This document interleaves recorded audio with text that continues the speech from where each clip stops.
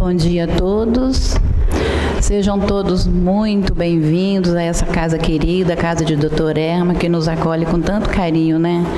Hoje, na certeza de que já fizemos uma boa escolha, com certeza a nossa melhor escolha. Como diz uma amiga minha, que bom que já conseguimos chegar aqui. Nós vamos fazer hoje a leitura, uma leitura do livro Fonte Viva, de Chico Xavier, pelo Espírito de Emmanuel. É uma anotação de Paulo, está lá em Romanos. E o título da leitura é Estendamos o Bem. E ela começa assim: Não te deixes vencer pelo mal, mas vence o mal com o bem. Repara que em plena casa da natureza, todos os elementos em face do mal oferecem o melhor que possuem para reajustamento da harmonia e para a vitória do bem. Quando o temporal parece haver destruído toda a paisagem, congregam-se as forças divinas da vida para a obra do refazimento. O sol envia luz sobre o lamaçal, curando as chagas do chão. O vento acaricia o arvoredo e enxuga-lhe os ramos. O cântico das aves substitui a voz do trovão. A planície recebe a enxurrada, sem revoltar-se, e converte-a em adubo precioso. O ar que suporta o peso das nuvens e o choque da faísca destruidora torna a leveza e a suavidade. A árvore de frondes quebradas ou feridas regenera-se em silêncio, a fim de produzir novas flores e novos frutos. A terra, mãe comum, sofre a chuva de granizos e o banho do lodo periodicamente, mas nem por isso deixa de agradecer o bem cada vez mais. Porque conversamos, por nossa vez, o fel, o azedume do mal, na intimidade do coração. Aprendamos a receber a visita da adversidade, educando-lhe as energias para proveito da vida. A ignorância é apenas uma grande noite que cederá lugar ao sol da sabedoria. Usa o tesouro do teu amor em todas as direções e estendamos o bem por toda parte. A fonte, quando tocada de lama, jamais se dá por vencida. Acolhe os detritos no próprio seio e, continuando a fluir, transforma-os em bênçãos no curso das águas que prosseguem correndo, com brandura e humildade, para benefício de todos. Uma lição linda, né, para a gente refletir nesse momento que estamos passando todos nós, né? Eu gostaria de, antes de tudo, lembrar a todos de desligarmos os celulares para que a gente possa aproveitar esse momentinho, né? Um momentinho que escolhemos para refletir, para comunhão com o Pai. Então vamos desligar os celulares e vamos então fazer a nossa prece. Amado Mestre Jesus, já nos encontramos aqui nesta casa ou em qualquer lugar que estejamos. Ajuda-nos a entrar em comunhão contigo. É nossa dificuldade, mas já estamos na proposta. Rogamos a Ti, irmão querido, e Deus nosso Pai, que possamos nesse momento abrir as nossas mentes, os nossos corações e rogar, não só por nós, mas principalmente por todos nós. Que o Senhor abençoe o dia de hoje, os dias que estão por vir. Que o Senhor acolha os nossos irmãos neste momento de maiores dificuldades, momentos de dor física e espiritual. Acolha-nos, Senhor, acolha todos estes e que nos auxilie neste momento na reflexão do Evangelho, abençoando especialmente a Carla, que conduzirá essa reflexão, E que o Senhor possa, neste momento, na certeza do seu amor imenso, possa abençoar mais um dia de reflexão do Evangelho aqui na casa de Dr. Hermo. Que assim possa ser.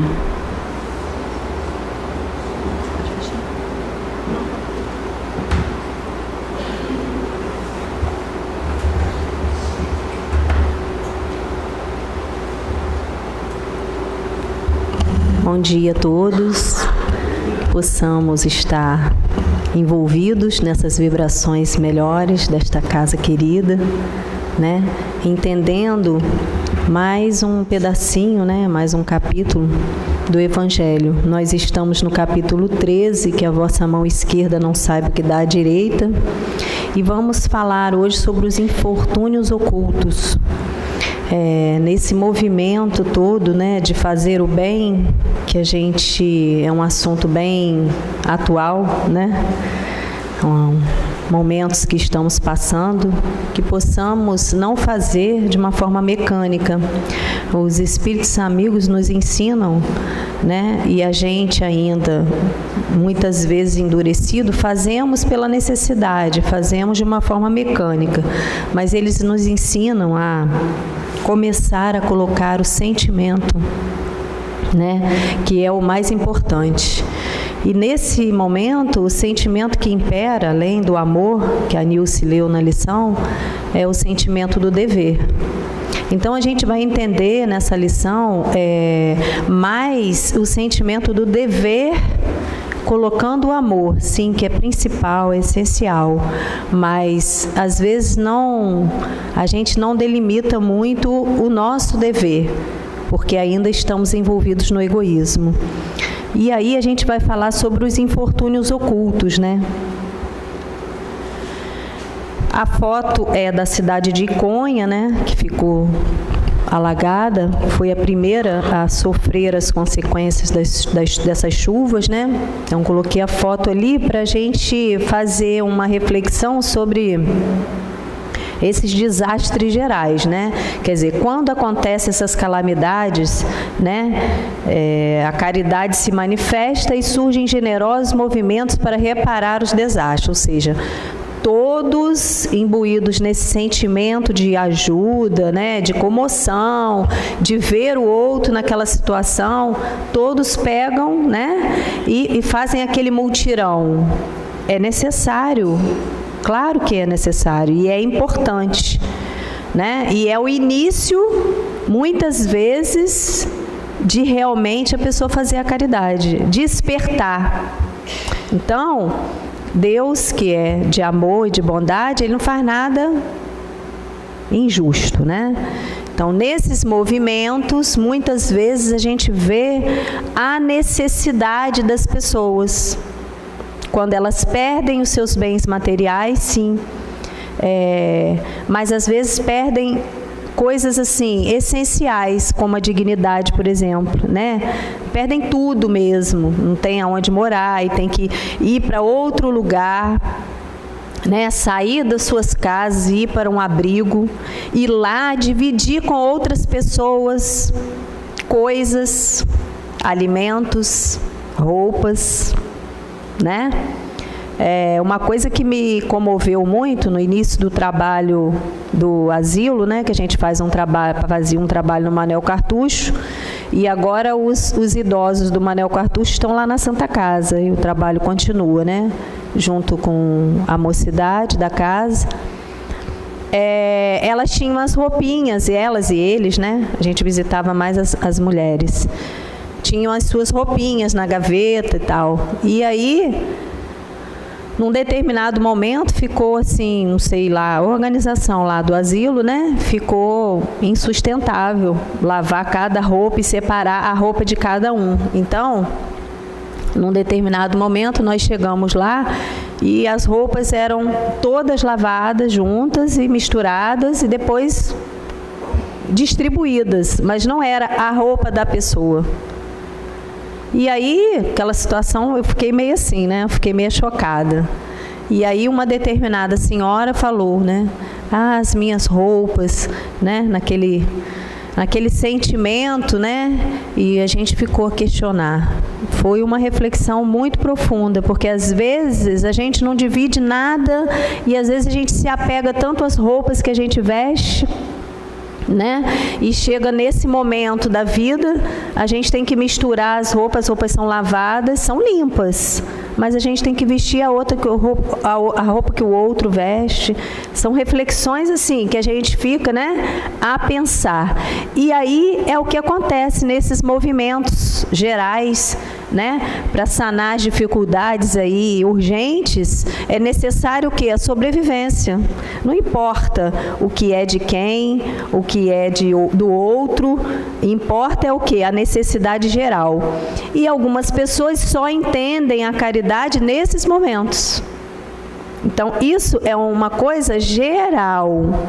Então, a gente vai estudar realmente os desastres particulares que acontecem todos os dias.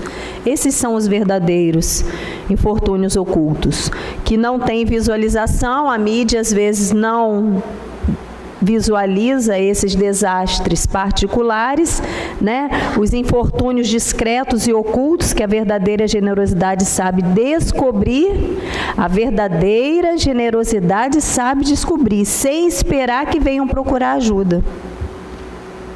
Então, muitas vezes um abraço, muitas vezes um sorriso, muitas vezes uma palavra qualquer. Essa é a verdadeira caridade, não desfazendo da outra. A outra é necessária, é urgente, todos têm que se mobilizar, né? Mas esses desastres particulares que você não tem, a mídia não tem visualização e você vai buscar, você vai ao encontro. É esse que nós vamos falar hoje. São idosos, né, renegados pela família, que muitas vezes nos olham como seus próprios filhos.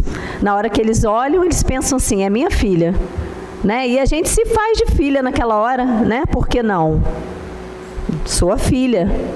Naquele momento, ela está com saudade da filha, está com saudade do filho, né? Então aperta a mão da gente como se a gente fosse filho mesmo, e a gente é naquele momento, né? São os doentes que estão lá abandonados, né? Sentindo dores, né? São os presidiários, que muitas vezes a gente julga, né? Fez, tem que pagar, mas nem sempre é assim, e nem sempre eles fazem. Muitos são, né, condenados a coisas que não fizeram. Então a caridade, ela é uma coisa muito mais ampla do que a gente imagina. Então, pensar naquele que está lá, naqueles momentos de reflexão, com certeza, né? Numa cela, dividindo a cela também com outras pessoas, às vezes com 30, com 40, né? Um contingente que não dá, tem nem espaço para ficar, né? Aqueles que moram na rua, né? A nossa casa tem um projeto Luz nas Ruas, né? Que distribui a sopa, o suquinho para os moradores de rua, né? Todo o quarto domingo do mês. Então a mocidade da casa faz esse trabalho de levar um alimento quentinho, como a gente gostaria que levasse para a gente, né? O alimento quentinho, aquela sopinha fresquinha, feita no dia, na hora, tudo bem fresquinho. E um suquinho também, feito no dia, geladinho. Então, é esse cuidado de ter o suco gelado, de fazer ao outro o que a gente gostaria que fizesse com a gente. E as crianças também. Então, Kardec diz para a gente ir mais além. É a questão moral, né? Quando a gente sai da gente mesmo e vai ver o outro, os nossos problemas automaticamente estão sendo resolvidos. A gente lembra do Dr. Bezerra, né? Deixou o filho dele com febre em casa, né? Sempre há o questionamento, né? Dos familiares principalmente, sempre há o questionamento, mas como você vai deixar, né? E quando ele voltou, a situação já estava bem mais equilibrada, bem mais resolvida. Quer dizer, ele não deixou de atender o outro que também estava com febre, que não era diferente do filho, né? E quando chegou, a febre já tinha sanado, já tinha baixado, o filho já estava melhor. Então, é a gente sair, é esse encontro com a gente mesmo, porque na verdade a gente não está encontrando com o outro, a gente está encontrando com a gente mesmo. E aí a gente vai angariando recursos para enfrentar os nossos problemas. Quando o problema chega para a gente, que pode ser um problema de uma calamidade na nossa casa também, não estamos livres, né? Quando o problema chegar, a gente está forte para enfrentar, justamente porque a gente fez o quê? Essa doação.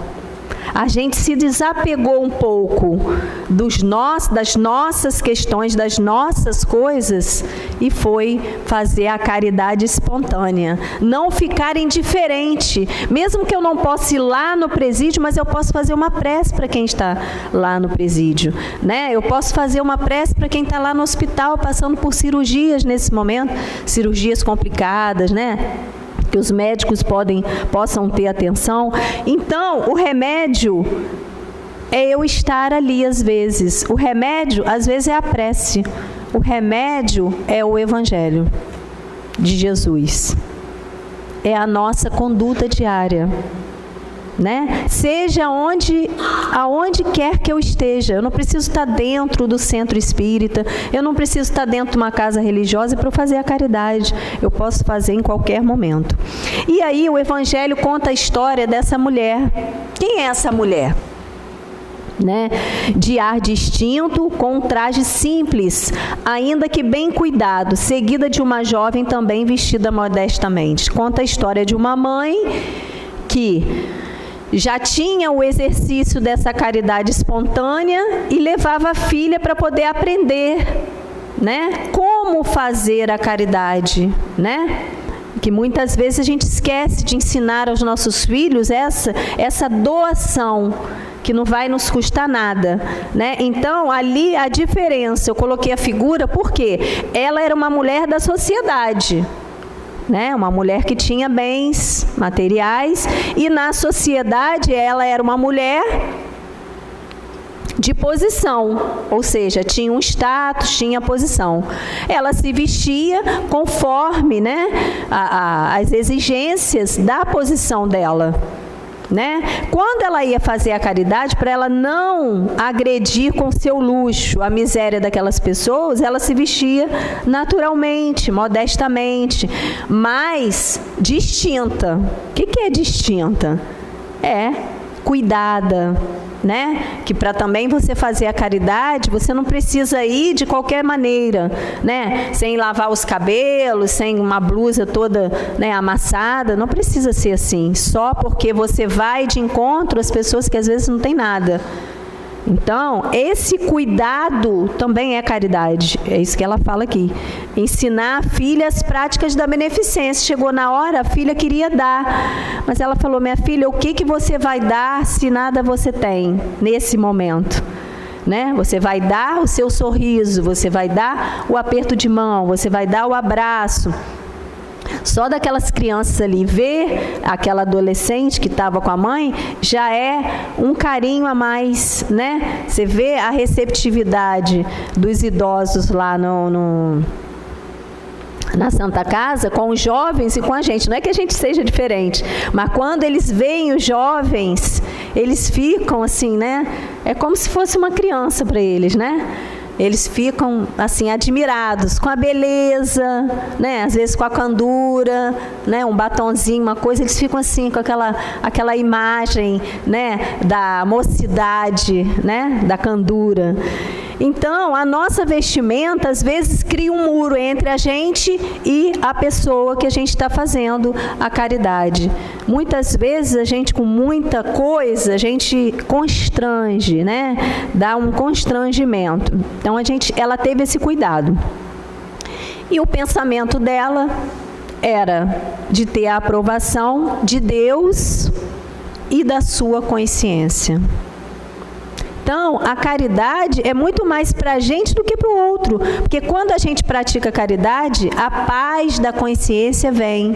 É o dever que eu falei no início, é o dever cumprido, né? Parece que eu estou assim, preenchida, não é a sensação que a gente tem? Quando a gente vai doar alguma coisa, doar de verdade, né? Não doar exigindo que aquilo vá para algum lugar, porque muitas vezes as pessoas doam e exigem que aquela coisa vá para um determinado lugar. É aquela doação, aquela entrega, aquela coisa com sentimento que vai trazer o quê? A paz da nossa consciência. E aí, ela vai lá, na Água Furtada, que é o nome da localidade que ela vai, entra em uma casa de aparência miserável, onde sem dúvida é conhecida, porque a porta é saudada com respeito, ou seja, ela já faz esse trabalho constante, né? Não é uma coisa que chegou para doar, ela já é conhecida na região, né? E aí a sua chegada, a alegria aparece em suas faces emagrecidas. É que ela vem acalmar todas as dores, tanto as morais quanto as físicas. Não é só o alimento, né? É aquela satisfação, é aquele carinho de mãe, né? O mesmo carinho de mãe que ela tem com a filha, aquele cuidado de ensinar realmente o que é a caridade, ela tem com os filhos que estão ali daquela senhora, né? Então ela traz o necessário, suavizado por doces e consoladoras palavras que fazem com que sua ajuda seja aceita sem causar vergonha, né? É a questão da esmola, que a gente tanto fala, né? A questão de dar aquela coisa assim, não, estou dando, mas sem sentimento, sem aquele carinho. É como se a gente estivesse dando para a gente. É o amar ao outro como a si mesmo, né? Então, é esse cuidado, é esse carinho envolvendo nas melhores vibrações que a gente tem, porque a gente tem vibrações de benevolência. A gente tem muito isso, só que a gente abafa. As nossas vibrações de benevolência são abafadas pelo egoísmo, pelo orgulho, né? Pelas nossas condições de pensamento, porque todos nós temos. Uns mais, outros menos, porque depende do quê? Do desenvolvimento. A proporção que a gente vai desenvolvendo essa benevolência, a gente vai tendo cada vez mais. Então, o Dr. Hermes ensina para a gente que a gente tem que iniciar, né? A gente inicia o quê? Com a disciplina, que a gente termina no amor. Ele fala sempre isso para a gente. Como é que eu vou começar? Começando com a disciplina. E a disciplina não é exigência, a disciplina é fundamental, porque a gente começando com a disciplina, a gente vai desenvolvendo o sentimento. Então, a gente tem que começar por algum lugar. E ela já fazia isso constantemente. E depois, além de ajudar a essa família,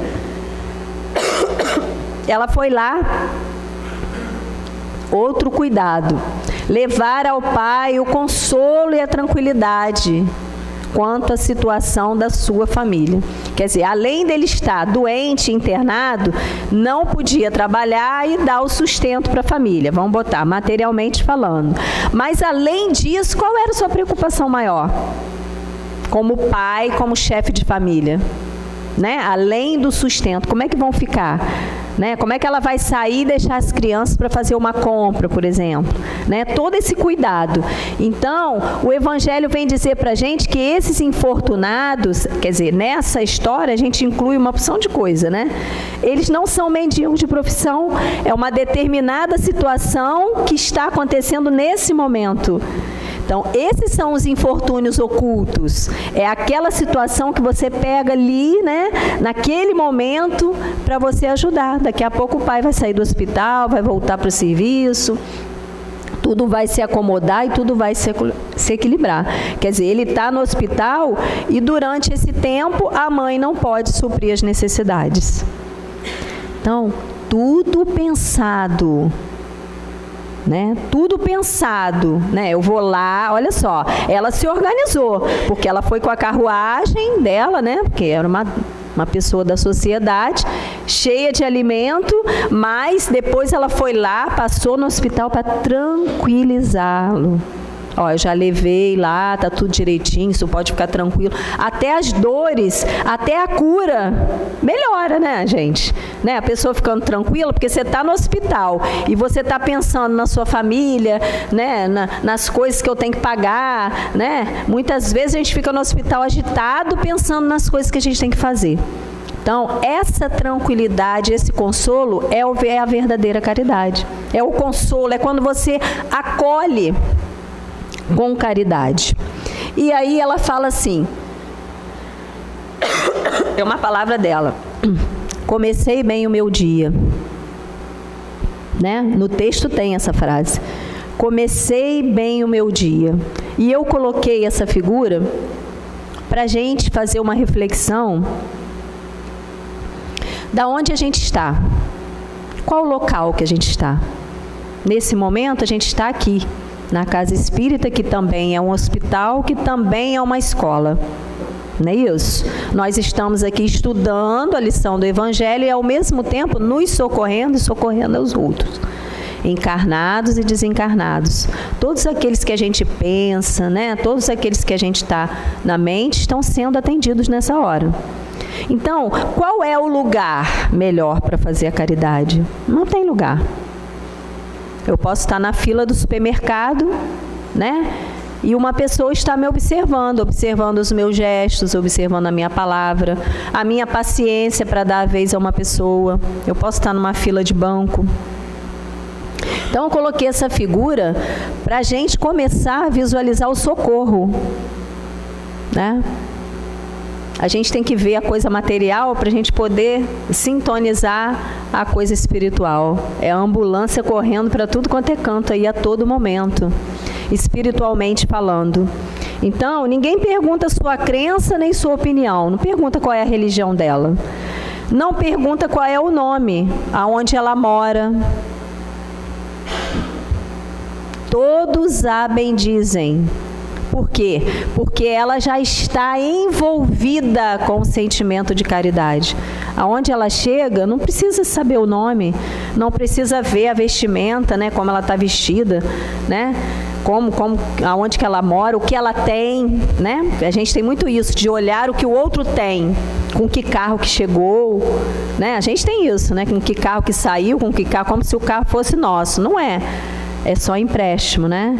Então, todos a bendizem, por quê? Porque ela coloca na vibração dela, além desse movimento da caridade, porque a caridade é um movimento de amor, ela coloca a vibração da esperança, ela coloca a vibração do aconchego, ela coloca a vibração da amizade, ela se coloca no lugar do outro. Mesmo ela tendo tudo em casa. Então, eu vou fazer ao outro o que eu gostaria que fizesse comigo. Então, essa é a verdadeira caridade ensinada por Jesus. Então, não é só dentro do centro espírita, gente. Nos nossos trabalhos que a gente faz a caridade. A gente faz a caridade em casa, né? A gente faz a caridade fazendo uma comida para uma determinada pessoa da família mesmo que está doente. A gente está colocando o que ali? As vibrações de amor. A gente faz a caridade a todo momento, a todo minuto e segundo da nossa vida. E aí, além dessa situação, uma das suas protegidas foi até a sua casa, não sabia que era a casa dela, né? Mostrar os trabalhinhos manuais. Quando reconheceu a benfeitora, né? Ela teve aquela, nossa, né? Encontrei essa pessoa que ajuda tanto, né? E o que ela fala? Silêncio. Não digas a ninguém. Assim falava Jesus, né? Então, ela quis fazer, claro, quis aquele movimento, né, de contentamento por encontrar a benfeitora. Mas a verdadeira caridade é silenciosa. A gente não precisa ficar espalhando por aí o que a gente faz. Todos sabem, né? Porque hoje com a internet aí, todo mundo sabe o que a gente faz. Na verdade, não adianta dizer que a gente não faz porque já está feito. Então, por isso que a gente tem que ter esse movimento de fazer, não vou fazer não, porque o outro já está lá fazendo, aí eu não preciso fazer. mas é colocar a mão na massa. Com as nossas mãos operosas que a gente vai movimentando os recursos próprios. Na verdade, a gente está tirando da gente o recurso que a gente já tem. É isso que a gente tem que entender, né? O recurso que Deus colocou no nosso coração. A gente só está fazendo o quê? O movimento para que esse recurso se expanda. Na questão 893 do Livro dos Espíritos, ele fala assim: qual é a mais meritória de todas as virtudes? Todas as virtudes têm seu mérito, todas. Porque todas são sinais de progresso no caminho do bem. Ou seja, eu estou a caminho do bem. Então, qualquer virtude, a paciência, a tolerância, né? Todas aquelas virtudes são necessárias para eu progredir, caminhar no bem. A virtude, todas as vezes que há resistência voluntária ao arrastamento dos maus pendores. Mas a sublimidade da virtude consiste no sacrifício do interesse pessoal, ou seja, no sacrifício do egoísmo, pelo bem do seu próximo, sem segunda intenção. A mais meritória é a que está baseada na caridade mais desinteressada. Então, todas as virtudes são benefícios para o nosso progresso na nossa encarnação. Mas a mais, né, a que tem mais, é o que? É o que eu sufoco o egoísmo. Porque o interesse pessoal não é o egoísmo. Eu deixo, né, um pouco a minha família de lado para eu poder atender o outro, que também é minha família espiritual. Eu deixo um pouco a minha casa, né, que tem que estar toda arrumadinha, para eu poder vir aqui, né, arrumar uma sala, fazer alguma coisa por alguém. Às vezes, quando eu estou aqui, uma pessoa bate ali e pede uma ajuda. Eu estou o quê? Movimentando, porque senão eu fico num círculo fechado, familiar, da minha casa, né, da minha família, e eu não saio disso. Eu fico só envolvida nisso. E aí, para a gente fechar, eu vou ler uma história do livro Terapia da Paz, de Donizete Pinheiro, que se intitula Além do Dever. Eu adoro essa história. Já contei aqui uma vez, mas vale a pena contar de novo. O título é Além do Dever. Um homem foi chamado à praia para pintar um barco. Trouxe com ele tinta e pincéis e começou a pintar o barco de vermelho brilhante, como foi o combinado. Enquanto pintava, notou que a tinta estava passando pelo fundo do barco. Percebeu então que ali havia um furo e decidiu consertá-lo. Quando terminou a pintura, recebeu seu dinheiro e se foi. No dia seguinte, o proprietário do barco procurou o pintor e presenteou-o com um belo cheque. O pintor ficou surpreso e disse: "O senhor já me pagou pela pintura do barco, mas isso não é pelo trabalho de pintura. É por ter consertado o furo do barco. Foi um serviço tão pequeno que não quis cobrar. Certamente não está me pagando uma quantia tão alta por algo tão insignificante. Meu caro amigo, deixe-me contar o que aconteceu. Quando pedi a você que pintasse o barco, esqueci de mencionar o vazamento. Quando a tinta secou, meus filhos o pegaram e saíram para uma pescaria. Eu não estava em casa naquele momento. Quando voltei e notei que haviam saído nele, fiquei desesperado, pois me lembrei do furo. Imagine o meu alívio e alegria quando os vi retornando sãos e salvos. Então, examinei o barco e constatei que você o havia consertado. Percebe agora o que fez? Salvou a vida dos meus filhos. Não tenho dinheiro suficiente para pagar-lhe pela sua pequena boa ação. O egoísmo é a grande chaga moral da humanidade.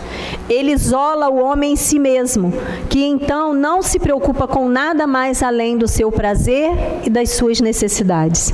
A miséria e o sofrimento sobre a terra estão diretamente ligados a esse triste sentimento, que a maioria de nós, infelizmente, ainda carrega em maior ou menor grau. O pintor da nossa história mostrou já ter conquistado sentimentos elevados, de preocupação com o bem-estar alheio, Poderia ter feito apenas o serviço para o qual foi contratado, que era pintar o barco. No entanto, foi além e consertou o furo que havia no fundo do barco, sem se preocupar por esse serviço, se esse serviço seria remunerado ou não. Quantas pessoas existem que ainda não fazem como ele? Ou seja, quando não fazem nada, fazem somente aquilo que é o seu dever, mesmo percebendo alguma coisa errada e lhe sendo fácil ajudar. As desculpas que apresentam revelam o egoísmo e a falta de solidariedade.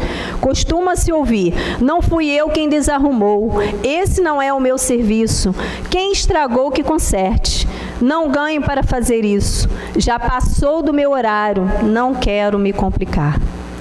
Quando vamos além da obrigação, conquistamos simpatia, respeito e consideração e atraímos para nós a mão amiga nos momentos em que nós mesmos falharmos ou fomos os necessitados.